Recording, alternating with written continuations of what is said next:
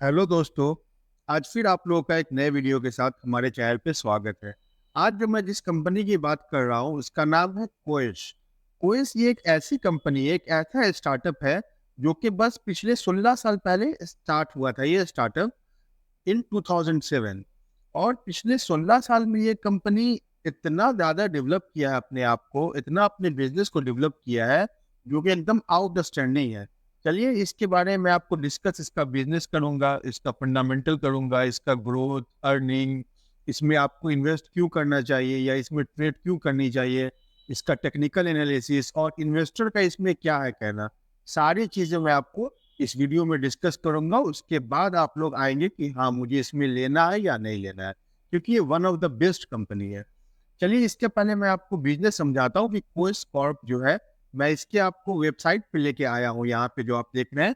और इसका मैं पहले आपको कंपनी के बारे में समझाता हूँ कि ये कंपनी क्या करती है। सबसे पहले तो ये जान लीजिए, ये सारी चीजें आपको पढ़ने की जरूरत नहीं है, मैं समराइज कर देता हूँ सारी चीजों को। ये जो है इंडिया का लार्जेस्ट बिजनेस सर्विस प्रोवाइडर है। और ये सर्विस प्रोवाइडर जैसे ये एक ऐसी कंपनी है जो बड़ी बड़ी मल्टीनेशनल कंपनीज होती है, उन लोगों को ये सर्विस प्रोवाइड करती है। सर्विस प्रोवाइड किन सब चीज़ों में करती है? तो ये करती है डिजिटल प्लेटफॉर्म में करती है, डिजिटल सॉल्यूशन में करती है, टेक्नोलॉजी इनेबल्ड में करती है। क्योंकि इनके पास जो स्टाफ है वेल टेक्नोलॉजिकल इक्विप्ड स्टाफ है इनके पास। और ये क्या करती है? सेल्स एंड मार्केटिंग का काम करती है कंपनी, कस्टमर केयर का काम करती है। ये बैक ऑफिस ऑपरेशन, जो ऑफिस जो होती है उसके बैक ऑफिस ऑपरेशन में जो भी यूज होती है उसका ये काम करती है। टेलीकॉम ऑपरेशंस का ये काम करती है, मैन्युफैक्चरिंग ऑपरेशंस का ये काम करती है। और क्या करती है? सिक्योरिटी मैनेजमेंट, जो आप देखेंगे कंपनीज को बहुत ज़्यादा सिक्योरिटी की आजकल ज़रूरत है। तो सारे सिक्योरिटी अब क्या होते हैं, ऑर्गेनाइज सेक्टर से अब कोई भी कंपनी लेती है तो ये कंपनी सिक्योरिटी मैनेजमेंट भी करती है। एचआर प्रोवाइड करती है। आप देखते होंगे इंटरव्यू के लिए बहुत सारी कंपनी अपना एचआर रखते हैं। और कितने कंपनीज क्या करते हैं कि एचआर एचआर के लिए दूसरे कंपनी को हायर करते हैं, वो एचआर इंटरव्यू लेते हैं। तो ये एचआर हायरिंग के लिए भी ये कंपनी अपने एचआर को देती है। आईटी सर्विसेज में काम करती है। ये सब चीज़ तो है। इनके पास अभी जो कंपनी का डाटा आया है हम लोगों के पास, इसमें इनके 6 लाख एम्प्लॉयज हैं। 9 कंट्रीज में लगभग लगभग 6 लाख एम्प्लॉयज इनके काम कर रहे हैं। और इनके पास लगभग 3000 क्लाइंट है। जैसे होती है कितनी कंपनी के पास 10-20 क्लाइंट, तो वो अलग बात है, कोई एक दो क्लाइंट टूट गया तो कंपनी ये हो जाती है, खराब हो जाती है। बट इसके पास अप्रोक्स 3000 क्लाइंट है, इनका ये भी डाटा आया है।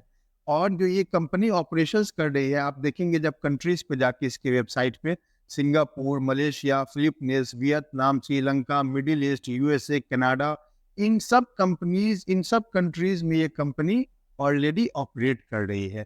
तो ये था इसका बिजनेस। अब चलिए इसका हम लोग फंडामेंटल समझते हैं कि इसका फंडामेंटल क्या है। तो बिजनेस तो आप देख लिए कितना अट्रैक्टिव बिजनेस है इसका। और ये आने वाले टाइम में ये बिजनेस और एक्सपेंड करेगा, क्योंकि बस 16 ईयर्स में जब ये कंपनी इतना ज़्यादा अपने आप को एक्सपेंड कर लिए है, तो फिर आप सोच लीजिए कि आने वाले टाइम में ये कंपनी और कितना एक्सपेंड करेगी। क्योंकि ये एक ऐसा बिजनेस है जो, ये बिजनेस बंद नहीं होगा, ये चलता ही जाएगा, चलता ही जाएगा। और ये कंपनी उस सेक्टर में लीडर का काम कर रही है कंपनी। चलिए अब मैं इसका आपको फंडामेंटल में पहले प्रॉफिट एंड लॉस बताता हूँ, ये कंपनी का क्या है। ये आप देखेंगे इस कंपनी का ये डाटा है, यहाँ पे आप देखेंगे 2013 से ये डाटा है अभी तक का, 2024 तक का ये डाटा है। और जो भी मैं फिगर लूंगा वो करोड़ में है। ठीक है, जो सेल्स इसका आप देखेंगे 2013 में सेल्स था बस 1001 करोड़ रुपया, जो कि बढ़ते बढ़ते 2024 में अभी जो आया है इसका रिसेंट में 19,503 करोड़ रुपया, मतलब 19,000 करोड़ के आसपास इसका सेल्स हो चुका है 2013 से अभी तक का। आप इसके एक्सपेंसेस की बात करेंगे तो 958 करोड़ पहले एक्सपेंस हुआ करता था, अभी 18,780 करोड़ रुपया एक्सपेंस हो चुका है।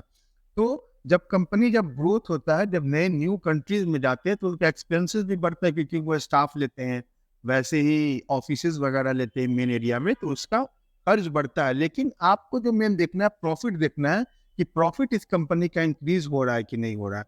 तो यहाँ पे आप देखेंगे नेट प्रॉफिट, मतलब टैक्स वैक्स काटने के बाद जो प्रॉफिट इसका 2013 में था बस 12 करोड़, जो कि बढ़ के 2024 में हो गया 344 करोड़। इतना ज़्यादा इसका प्रॉफिट बढ़ गया है। अब अर्निंग पर शेयर आप देख लेते हैं कि एक शेयर पे इसका अर्निंग क्या है। 2013 में था बस 9.98 और अभी हो चुका है ये 22.48 रुपीज़। ये है रुपीज़ में बस फिगर है। अर्निंग पर शेयर जो पहले था बस 10 रुपए के आसपास, जो कि बढ़ के अभी हो गया है 22 साढ़े 22 रुपए एक शेयर में इसका अर्निंग है। तो ये आप देख लीजिए कितना ज़बरदस्त इसका है। अब चलिए इन्वेस्टर का देखते हैं कि इन्वेस्टर का इसमें क्या भरोसा है इस कंपनी में। तो यहाँ पे आप देखेंगे जो प्रमोटर्स हैं, पहले था 88% लेकिन अभी है 56%। ये क्यों हो गया ऐसा? क्योंकि आप देखेंगे कि ये कंपनी में लगातार एफआईआई, डीआईआई सब बढ़े हैं। ये आप देखिएगा 2017 में एफआईआई बस 3.75% थे, अभी हो गया है 2024 में 15.81%। तो कंपनी अगर अपना स्टॉक बेचेगा तभी तो एफआईआई लेगा, डीआईआई लेगा। इसीलिए कंपनी पहले था 88.95% कंपनी के पास खुद था प्रमोटर के पास, लेकिन अभी हो चुका है 56%। एफआईआई था 3.75 तो एफआईआई हो गया बढ़ के 15.81। डीआईआई था 2.20 तो डीआईआई भी बढ़ के हो गया 10.96%। पब्लिक का था 5.11% 2017 में और अभी बढ़ के हो गया पब्लिक भी 16.62%। पब्लिक भी इसमें बढ़ गया। तो इसका मतलब ये है कि सभी का भरोसा इस कंपनी पे है। एफआईआई, डीआईआई, रिटेलर सब के सब ये कंपनी में खरीदारी कर रहे हैं। इसीलिए आप लोगों को भी इस कंपनी में जब ये लोग जो भरोसा कर रहे हैं तो आपको भी करना चाहिए। अब चलिए मैं आपको ये तो स्क्रीनर पे मैं दिखा रहा था, अब आपको मैं टिकट टेप पे लेके चलता हूँ, जहां आपको मैं ये दिखा रहा हूँ टिकट टेप पे 80% एनालिस्ट जो है, एनालिस्ट जो बड़े बड़े होते हैं 5 एनालिस्ट में 80% का कहना है कि investor can by this stock, की कोई भी स्टॉक अगर बाय करना चाहते हैं तो 80% लोग कह रहे हैं कि आप बाय कीजिए। इसीलिए आप आंख बंद करके ये स्टॉक उठा सकते हैं, बाय कर सकते हैं। अब चलिए इसका फंडामेंटल हो गया, अब इसका मैं आपको टेक्निकल समझाता हूँ ग्राफ से कि इसका टेक्निकल क्या कह रहा है। तो यहाँ पे मैं आपको लेके आता हूँ, ये वीकली टाइम फ्रेम है, कोएस का ये वीकली टाइम फ्रेम है, ठीक है। यहाँ पे आप देखेंगे कोएस में कि ये फ्रॉम 2018 से इस रेंज में ये कंसोलिडेट कर रहा था, इसी रेंज में ये 2018 से लेकर 2024 6 साल तक इसी रेंज में रहा है।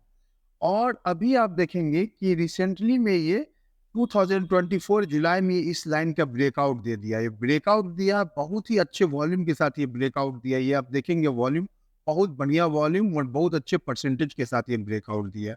अब ब्रेकआउट देने के बाद थोड़ा सा ये कंसोलिडेट कर रहा है उसी रेंज में, लेकिन जिस दिन अब ये भागना स्टार्ट होगा तो ये समझिए बहुत तेजी, मतलब फास्ट रेसिंग हॉर्स जो बोलते हैं उसी स्पीड से ये भागेगा, बहुत स्पीड ये स्टॉक भागेगा।